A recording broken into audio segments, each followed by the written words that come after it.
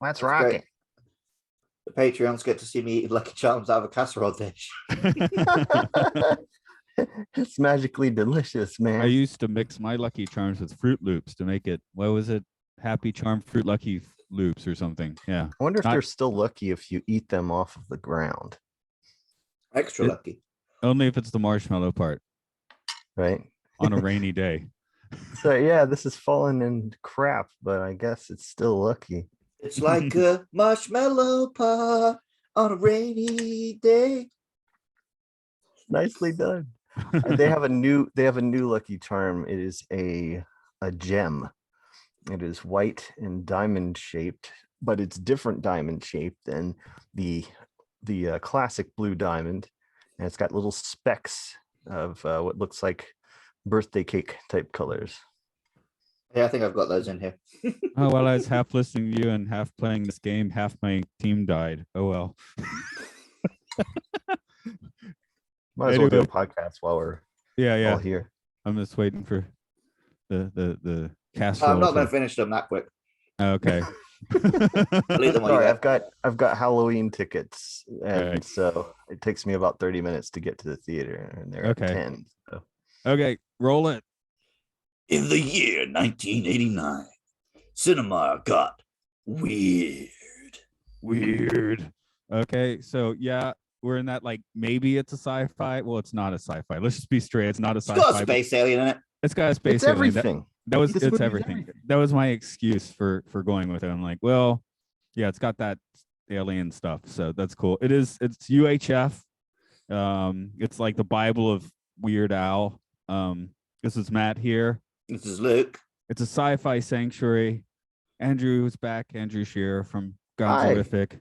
Hey, nice to be back. I don't think it's superfluous to say that this movie was basically our Bible growing up. Like, it was certainly more important than the Bible. Well, most things are for me. But no, you were the Weird Al fan. I kind of just was sort of surface level as far as his success in pop music was. I didn't own any of his albums, anything like that, whereas you were more into it, and so you're the reason why I heard a lot of his music. And then the movie coming out, I suppose, was a bigger deal for you. I remember you saw it before I did, and then you came and tried to describe all the jokes to me afterward. Okay, so I've been doing that for 30 years. That's cool. Yeah, you're about to try and do that for our listeners, I expect. Yeah, like, it's weird. Actually, this is what I like now. I can't really stand the music. Okay, yeah, I can't have that conversation, but I mean, the last time I watched UHF was, I don't know, had to have been within the last decade, but I've seen it. I mean, I always considered it in my top comedies ever done. Yeah, it's actually been a long time since I watched it, probably because I basically had it memorized. But the main point is this NSC TV is our impetus to just start filming insane TV shows all the time, in great part. So it was absolutely. And I can remember I saw it the weekend that Batman came out because I could not get tickets for Batman. That felt like the first half of a sentence. I mean, that's kind of a story in and of itself, I think. No, we went to the theater to 12 Oaks to try and see Batman on opening night, and there were no seats left, so we bought UHF tickets. It was playing the same place. I don't know if it had come out like already before, if it was opening night for UHF as well, but I just remember going to school on Monday and everyone having had seen Batman, and I was trying to convince everyone that UHF was the superior movie. I think but if Matt saw it before you, it can't have been opening night. No, you just said that Matt saw it first. He did. So it can't be, unless you met him at the theater. Oh, he came, yeah. No, I meant opening weekend. Okay. Yeah. Objection! I got you. Okay. Your statements aren't lining up, Mr. Shearer. Why isn't your temporal knowledge from 33 years ago like straight? Time is a concept made by colonizers. There you go. Luke, this was your first experience, kind of a weird backdoor into this one. Yeah, well, I already knew Weird Al, obviously. My thing on Weird Al has been he's never been laugh out loud funny. But if you're gonna have a song stuck in your head, it's more fun to have the Weird Al lyrics stuck in your head than the real ones. Oh, yeah. I will give I'll give props to his band is pretty amazing, like because they can on stage replicate all the different songs. I appreciate that. I'm just like, for me, I guess I'm not a big fan of the joke song anymore. Well, I was when I was 10, and now I'm not. Let's put it that way. Oh, have you been to the concert then? I haven't. I've just seen footage. I know they have a reputation for basically like being like, basically his band is like session musician quality, right? So they're I know people that still go to the concerts. Apparently they're incredible. It's like he has a costume to go with each song and things like that. Right. But I'm basically excited about this movie. So it's one of the things where like like Ghostbusters or something where I like just have the dialogue memorized, that sort of thing. Now, will this episode come out before the Daniel Radcliffe? It's gonna be around the same time, I think. Yeah, maybe right after. So you can see that. That looks like it's gonna be a lot of fun. I'm very excited for that because when me and Matt watched Bohemian Rhapsody, we walked out and Matt was like, "That was just biopic the biopic," and like Weird Al's just actually making biopic the biopic. That's great. So true. But so we've left the plot to Luke coming into this one cold.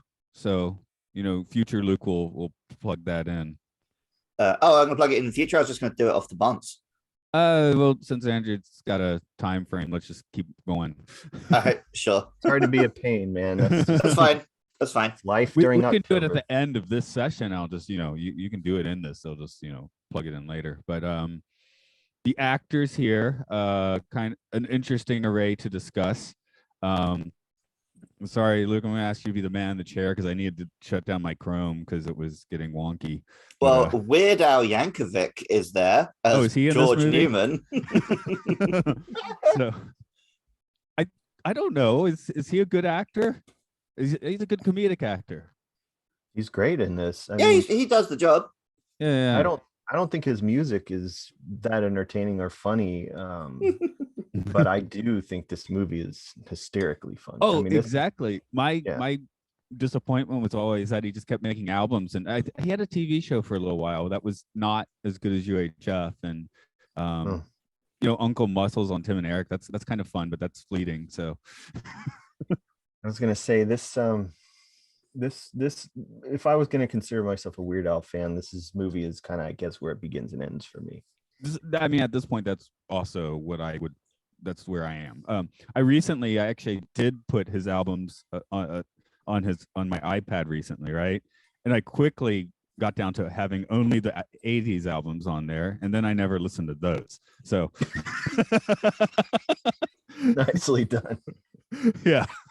So I was like, I'll give it a shot, and then I was like, no, I'm just not feeling that. So music wise, can appreciate it, not into it. Movie, yeah, I like his presence in this. I feel like he betrayed us when he cut his hair and mustache off, though. Yeah. Fro and mustache just seemed like the right look.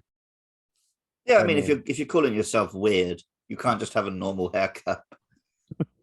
I mean, he did get like another weird haircut later, but he got rid of the mustache. Having a mustache is, mildly weird, I guess. So, I wouldn't hire him as a dramatic actor, but everything he does in this film is fine. Like, he hits what he needs to. He is funny. And, he's likable, I think, is the main thing. We often talk on this podcast about the difference between like an actor who can act and an actor who's just charming enough to carry a film. Right. And I think Al has enough of that part.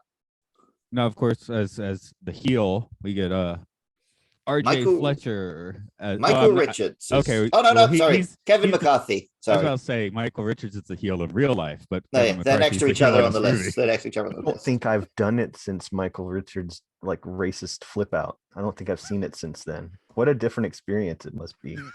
This is all news to me. Oh, really? Yeah, I don't know who the fuck Michael Richards is. Okay, so this is probably more for the UK audience. He played Kramer on Seinfeld, right? Oh, I try to recognize him. Yeah. And about 10 years ago, he was doing stand-up in New York City and had a complete, like, as Andrew said, a racist flip out, and was one of the first to, I'd say he's the first modern cancel where it's like pretty completely justified. Yeah.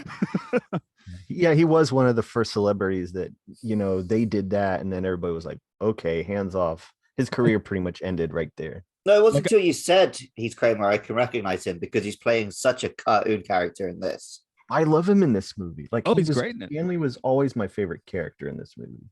That's why it's kind of a bummer. It's like, well, yeah, I like Seinfeld, I like Kramer, I like Stanley in this movie. It's too bad the actor's, a piece of shit.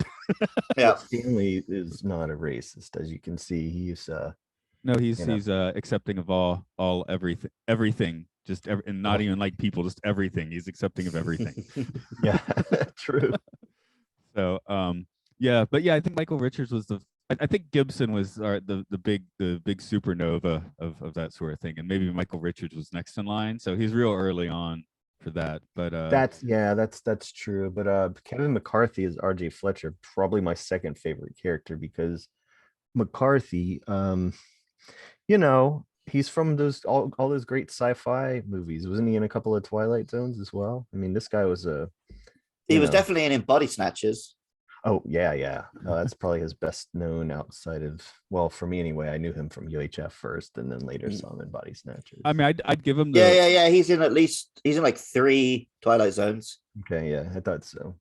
Like, I'd give him the MPV. Sorry, I'm not a baseball guy. Most valuable MVP. player. Thank you. I just couldn't spit it out right. For this movie, because this movie does take the 80s thing of 50 minutes of fun, and then the plot has to kick in. But since he's such a shithole, like, it's still pretty entertaining when the plot kicks in. Like, honestly, yes, in the end, it would have been nicer just to keep seeing like insane, UHF skits. But I guess you have to have the semblance of a plot. So he definitely makes that pill go down a little better than a lot of other 80s movies. Yeah. I love the scene where he loses his stapler, and then he fires Stanley. And then Stanley, of course, goes out the door and starts muttering to himself and realizes he's actually still in the office. but then when he really leaves, RJ Fletcher, the face Kevin McCarthy has there when he's like, my stapler was sitting here the whole time. And he starts to laugh. His laugh. And again, when he says, I guess I'll have to turn this whole place into a parking lot. The laugh is just awesome. Kevin McCarthy's laugh is everything in this movie. Yeah. Sometimes as a just a joke, we kind of think of the idea of when we're teaching classes just going nuts because we can't find our pin, which eventually is in our pocket, right? That was so good. Yeah. Nice ways to traumatize. I don't know who else is in here. His buddy is in something notable. George David Bowie, not quite Bowie, is the actor. A Few Good Men, Made in America, Heavyweights, The Rock. Oh, he's in Rubber. Have you guys seen Rubber? Oh, yeah, a lot of times. One of my favorites. No, I think he's in Shakes the Clown.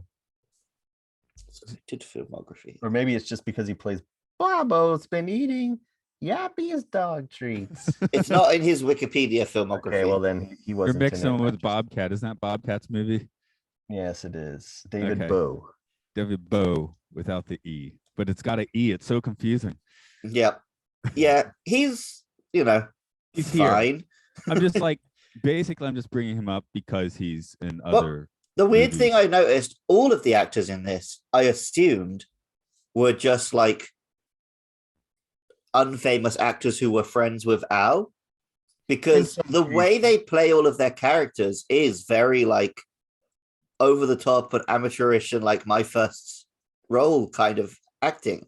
But it turns out most of them have done other stuff and were just doing that deliberately. Yeah, I think some were playing themselves. Obviously, like Dr. Demento, the Kipper Kids, Emo Phillips, pretty much too. But who was R.J. Fletcher Jr. is played by John Paragon, who also played Zombie the Genie. Passed away, I think, last year. He was Elvira's main writer for her entire career, basically. But yeah, he was the spoiled brat of the station manager. I don't think I ever caught on to that. I guess you cover someone with blue makeup and throw on a weird turban, and that's what happens. But well, I mean, for PV fans, that's there. And then Billy Barty. Oh my God, that was one of the most famous Little People actors. I guess he was the Deep Roy of the 80s. Well, I thought Deep Roy was Deep Roy in the 80s. I feel like I didn't start seeing him until around 2000. I don't know. Then you got into Phil Fondacaro and Warwick Davis, Warwick is still one of the go-tos. Isn't he actually working on some new Willow? Mm-hmm. I think he's Oh, it's coming out. Yeah, there's a Willow miniseries coming out. Okay. Is anyone excited about that? Gary Butterfield is excited about that. Okay. That's a name. You just said whoever owns the Willow properties, probably his pockets are excited.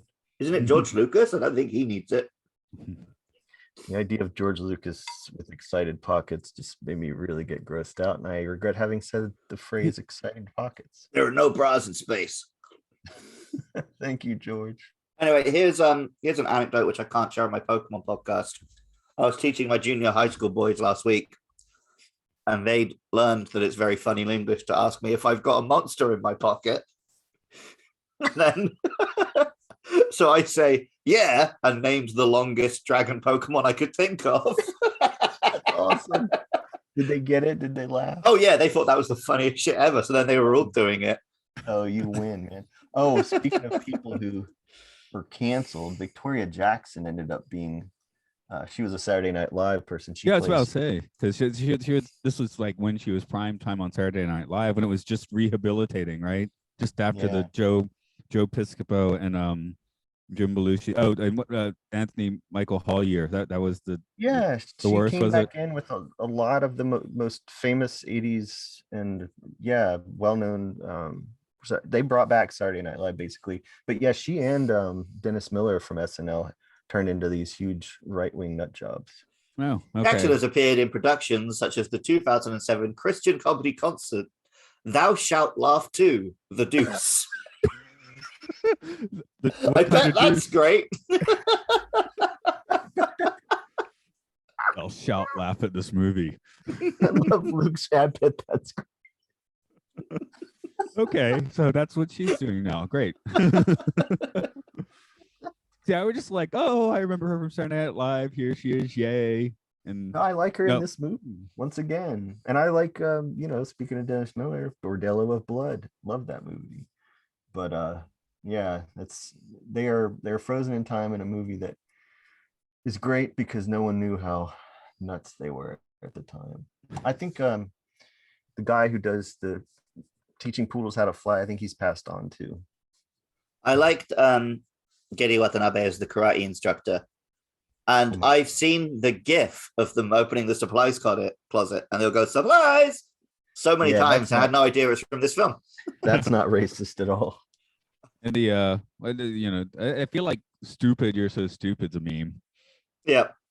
Are you ready, Weaver? Well, he's had a long career, presumably always playing token Japanese guys, but still, he's done a lot of stuff. Is he in Better Off Dead?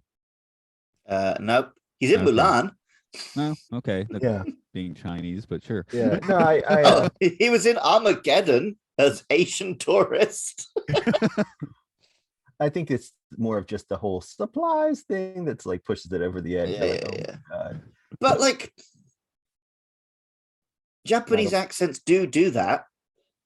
Like what would you all know about it? Like a Japanese person would find that to be a funny joke, I think.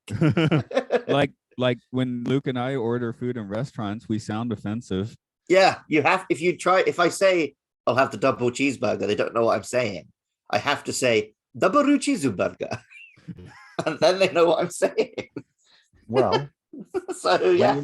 When in Japan, right? You got to speak Japanese, even for the English words. Katakana. We're in the middle of Oklahoma somewhere shooting this movie. As I recall, the DVD commentary was pretty great there with Weird Al.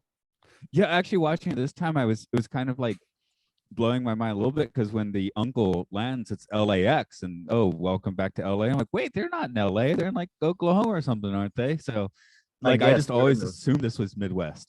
Honestly, I think it should be assumed this is like somewhere in the Midwest, nowhere. Like, I like to think of the affiliate as like, oh, we're the big time affiliate, but they're still like in a podunk town. Wait, so Luke, you're the one who's seen this most recently. Is that That Night Before Last.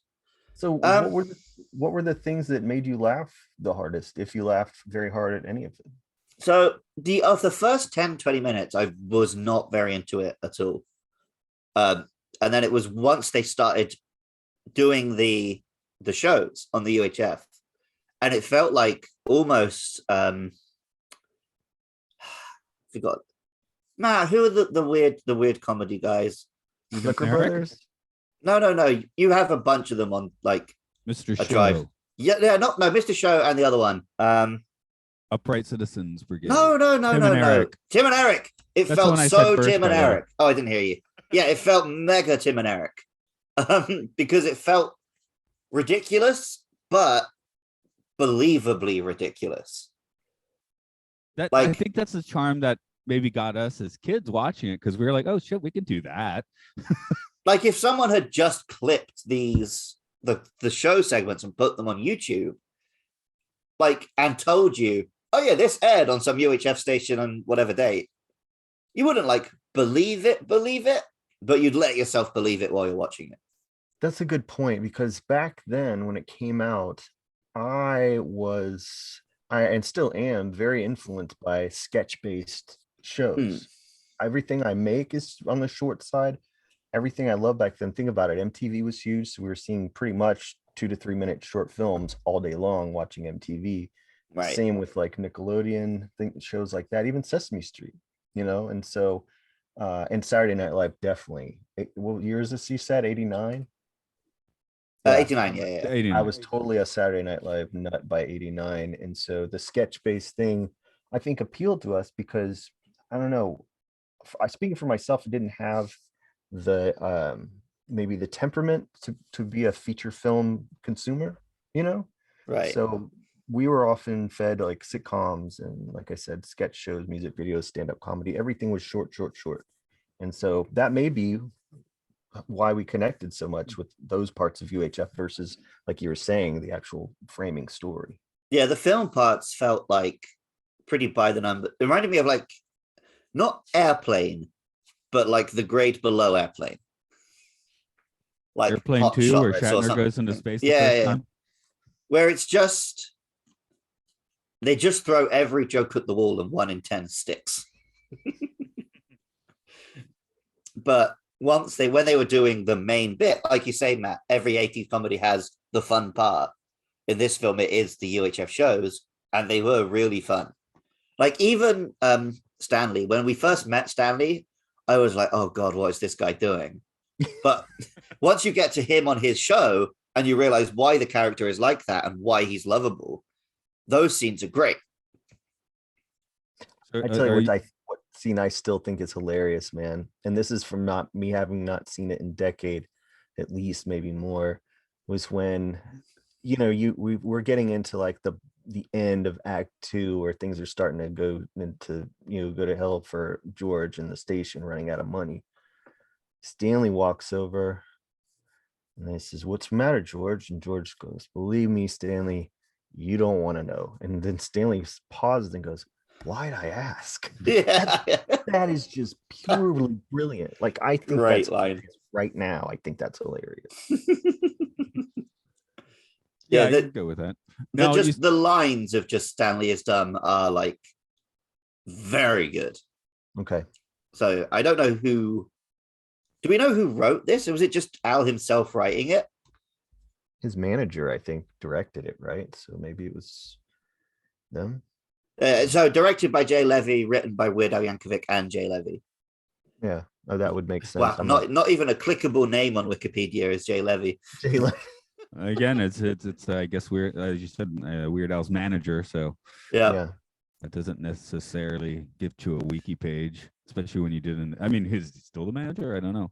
I don't know. But he had to have been the person in between Orion Pictures and Al, just going like making sure Al was left alone to do whatever he wanted.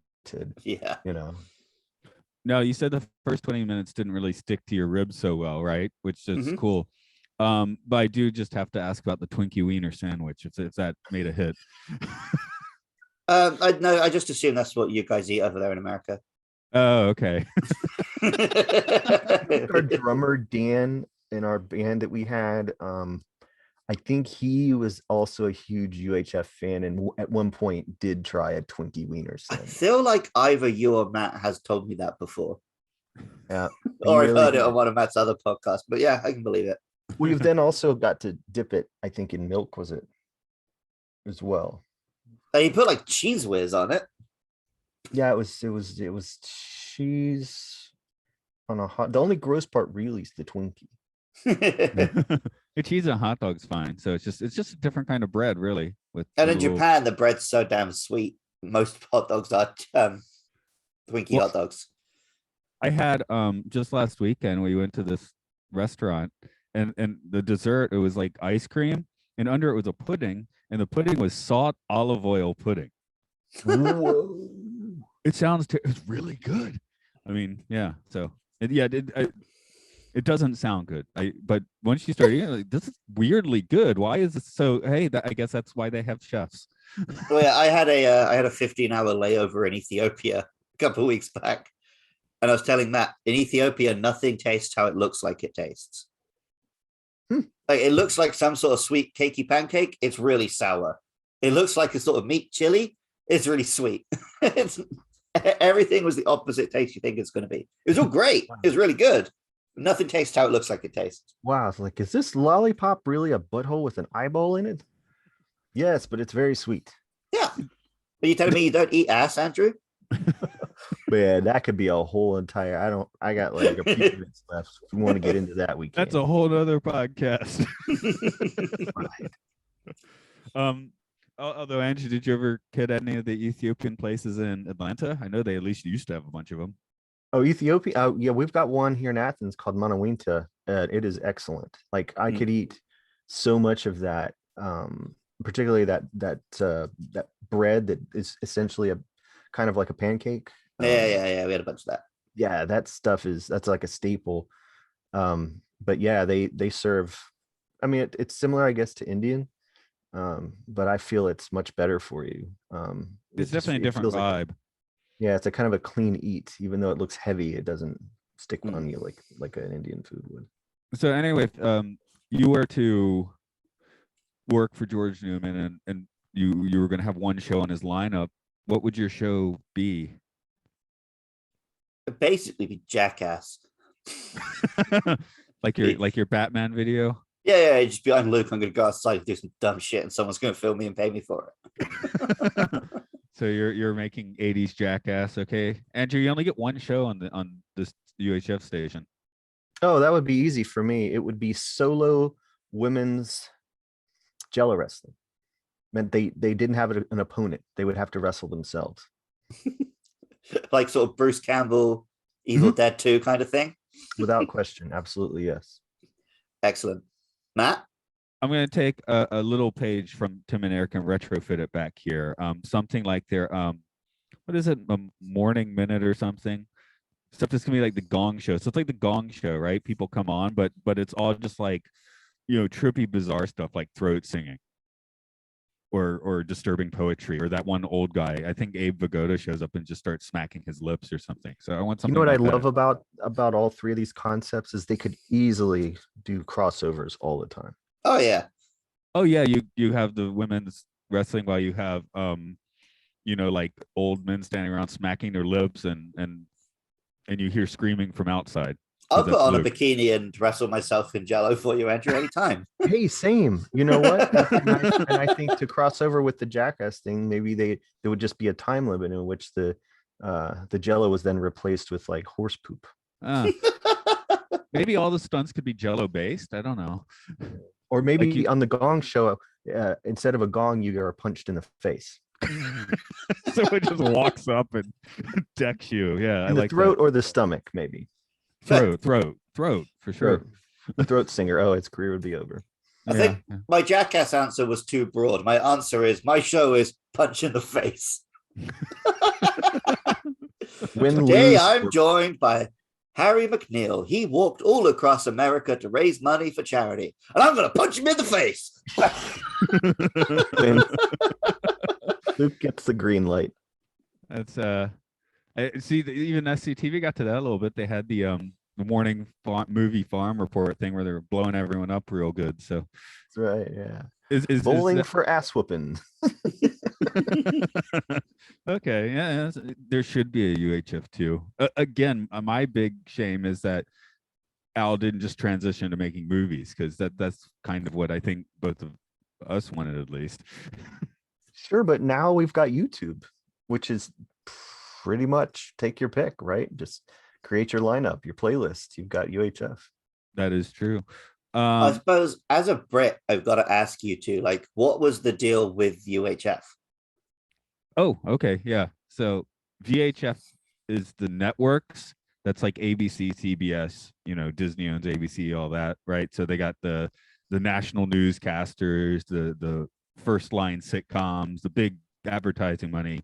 And those are channels like what, 20 and under, is it? No, it's not. It's even less than that. It's like 13 Yeah, and under. no. Because 17 was UHF in Atlanta. Yeah. Yeah. So 11 was still VHF.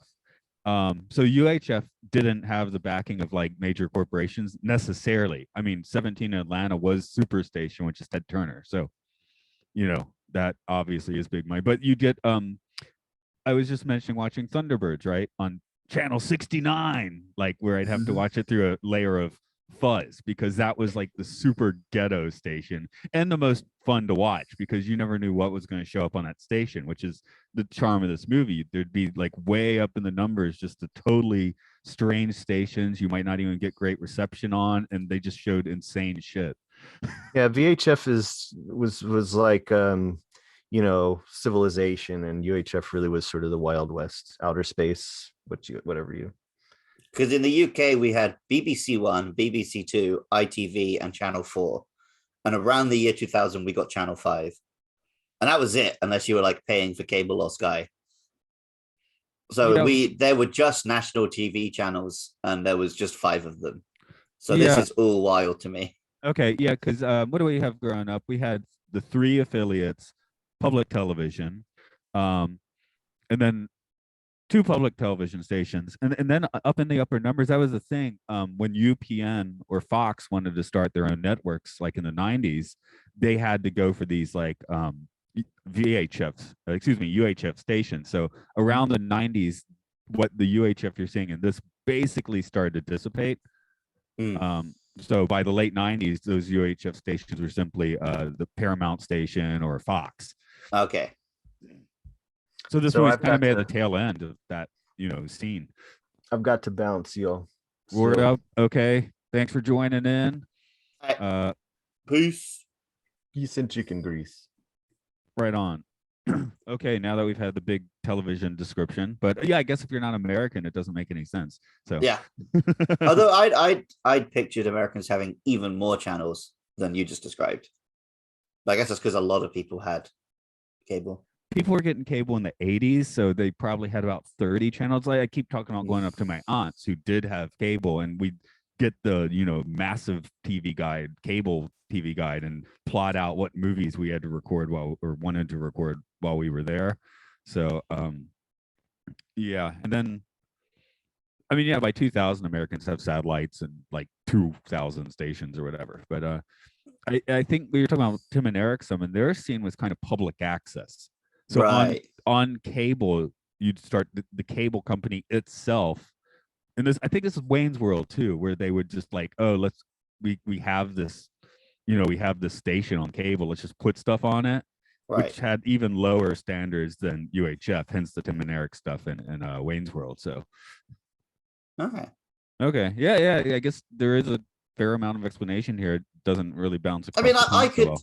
I could get it from watching the film. But yeah, it's not something we had. But it was much more controlled. It wasn't the Wild West. But yeah, like I said, I've seen this 847 times, but not recently. This was my first recent view. So it's really hard for me to even tell if this is actually a good movie or not. It's not. Like my overall impression of it, and that's why I'm so surprised to learn how big a lot of these actors were. Was it came across like a film made by a bunch of like ideas guys who forgot to like hire some actual competent guys to pull it off. So there's loads of really funny jokes and really great lines, but the delivery of it is either just like a bit off or like really overdone, and none of it feels like, you know, people at the top of their game doing great comedy. But like the concepts and the gags are brilliant. I feel like this movie also is in the, you mentioned like stuff like Airplane and Hot Shots. The other thing that's kind of drifting into this is the low rent sketch comedy movie, which was kind of, I guess, big in the late 70s and early 80s, like the Groove Tube, the Kentucky Fried Movie. And if those are not landing any hits with your mind, that's fine, because they're mostly justly forgotten. They were just like, let's, you know. Well, I would say there was around the sort of the late 90s, early 2000s that came back in the form of the scary movie, superhero movie, Meet the Spartans kind of thing. Yeah, well, it still would pretend to be held together as a movie, but basically it was a series of sketches. Yeah, I can basically go with that. But yeah, that's kind of like where when Weird Al went to TV. I think he ended up doing something like an actual kid show, like, you know, like Pee-wee's Playhouse sort of style thing, where Gazunda, where I think maybe like since this movie is there, everyone's in the back of their mind, it's like, do a sketch show, dude. So I guess, you know, there, like we said, he puts on massive concerts, he has massive fans, but there's certainly a subset of us that are disappointed that the man did not just start making like filmed comedy properly. Because I mean, let's say, what if this was the first movie of like, you know, a 5-movie comedy run where movies 2 and 3 are like pretty phenomenal? Then you look back, and it would be, you know, just like that first little step. Yep. Well, yeah, I mean, I can tell you right now why that didn't happen. Sure. Budget 5 million, box office 6.1 million. Okay, there we go. Well, everyone's going to see Batman. Yep. I feel like I saw a preview of Batman like a week early or something. I don't, so yeah, because I don't think I missed an opening weekend. Anyway, again, 33-year-old memory is not quite working. I do remember the first movie I went to by myself was The Rocketeer, though, also a preview. There's a movie that we should talk about on this podcast sometime, but it's one that people don't tend to remember that much. Are you familiar with The Rocketeer? I don't think I've seen it, but I'm aware with it. It came out a month after Batman. Yeah. So maybe I went to Batman with my parents or something, and then went to Rocketeer by myself because they're like, okay, we're finished with this superhero shit. I mean, UHF came out a month after Batman. Oh, okay. So he's. But yeah, Batman definitely still would have been running, right? Yeah. So there could, I mean, it was popular, right? It's still been sold out a month in. So, since we're giving this one a little bit of a weird wonk, is there anything else you really want to put out on this movie? I was kind of like, well, if Andrew's bowing out and if it's a shorter episode, it's not the end of the world. Yeah, I mean, it was never a film we were going to have like an hour of deep intellectual thoughts about. Oh, I do. The burly men impressions. I gotta ask about those. You mean when he has the muscle suit at the end when he's Rambo?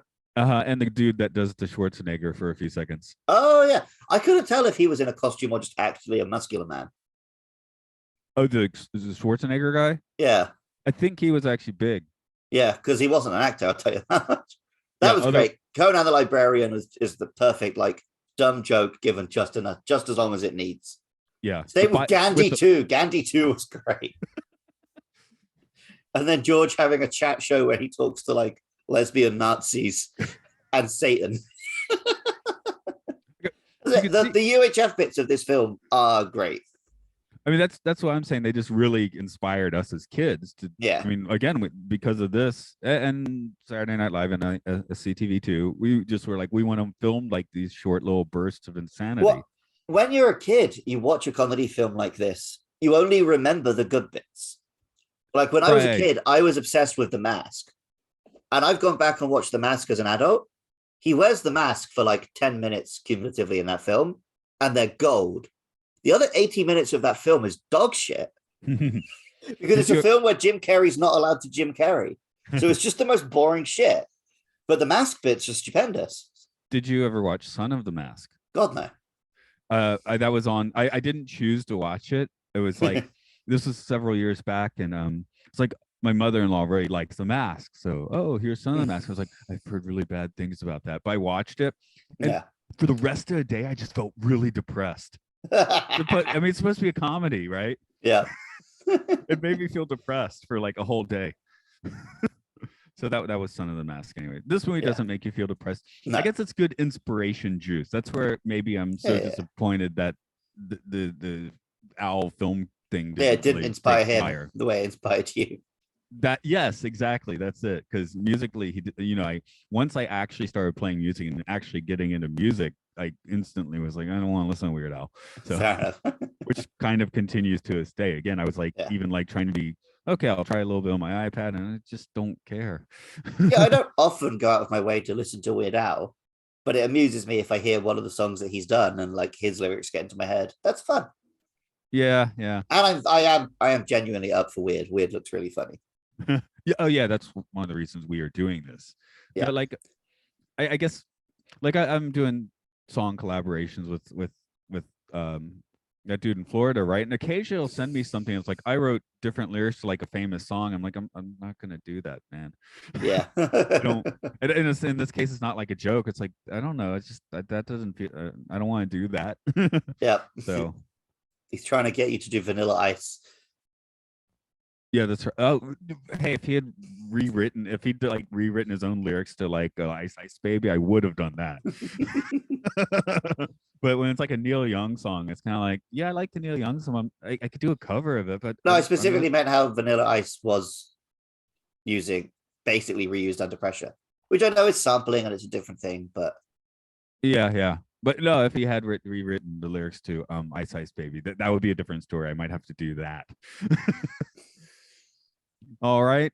Well, it's probably sounded like I'm kind of down on this film, but if you go into it just ready for something that is, it's not A-grade stuff, but the highs are very high and the lows are still charming. It's definitely watchable. It has very 80s comedy syndrome for sure. Yeah. Like I but said, also just go onto Google and put watch UHF film, and literally the first result lets you watch the whole film. Right. This is not a difficult film to check out. What was it? In Minecraft. Box office 5 million, budget 6 million, right? Yeah. No, the other way around. It did make 1 million profit. Oh, right. Well, that probably doesn't take into account marketing and distribution. So I don't know if it had much of that. So but a few people liked it. Again, on MTV in 1989, his videos were extremely popular. So I think it has had a bit of like a cult reappraisal. I think it is somewhat beloved these days. Yeah, obviously you don't have to convince me. So, but yeah, I do. And even this time, I guess, it was like the first few minutes, I was kind of thinking, is how's Luke even going to respond to this? It is a bit draggy. So, yeah. But like I said, I was sitting through the early part, like, ooh, Matt, what you gave me to watch, and then it does find itself as you go. Right. Okay. Well, I guess we will wrap it up for today, since Andrew had to jump out. Just if you want to see his jam and see those short little bits of film he was talking about that he makes, search up Gonzoriffic on Instagram or gonzoriffic.com. So there, I plugged his plug. You do our thing. You can find this podcast on Twitter at MLSFS Pod. We're also on Facebook, YouTube, Spotify, Apple Podcasts. Make sure you like and subscribe, rate and review, tell all your friends. If you want to help keep it online, you can support us at patreon.com/podcastio-podcastius. And if you go to that link, even if you don't want to give us any money, you can find Matt's podcasts, the Twilight Zone podcast, Time Enough podcast, his podcast about weird ephemera and educational films and everything else, called Oral Hygiene. You can find my Pokemon podcast, Luke Loves Pokemon. You can find our Monster Hunter podcast, Monster Mash, and you can find the Game Show, a game show about games. Matt, how do you describe that podcast? For British men insulting each other. Yeah, that's what you always say. Apparently that sells people on it, so there you go. All right. Nice job with that. Your prize is a drink from the fire hose.